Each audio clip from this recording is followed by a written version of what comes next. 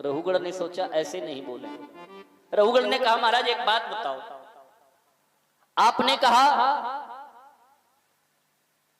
कि मैंने जितनी बातें की सारी शरीर के ऊपर की, बोझा ढोना, चलना फिरना, दंड देना, ये शरीर की क्रियाएं हैं, और अगर मैं शरीर को दंड दूंगा तो आत्मा को कष्ट नहीं होगा, ये आप कह रहे हैं। लेकिन हमें एक बात समझ में नहीं आई। क्या?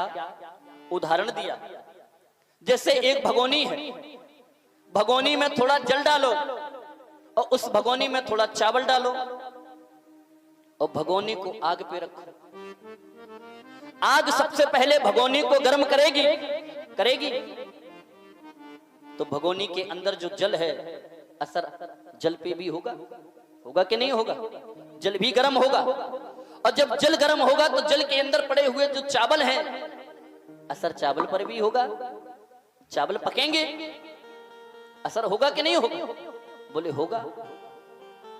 महाराज जब हमने भगोनी को गैस पर रखा, आग पर रखा, आग ने भगोनी को गर्म किया तो भगोनी के अंदर चावल जो थे उन पर असर हुआ। तो विचार ये करो, जब हम शरीर को दंडित करेंगे तो आत्मा है कहां?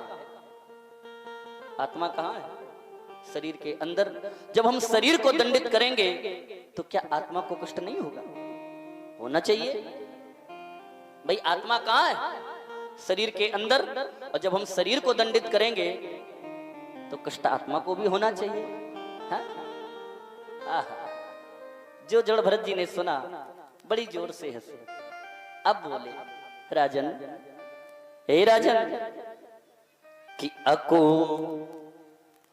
विदाह को विदवाद वादा। हे राजन, राजन आ माने नहीं और विद माने विद्वान।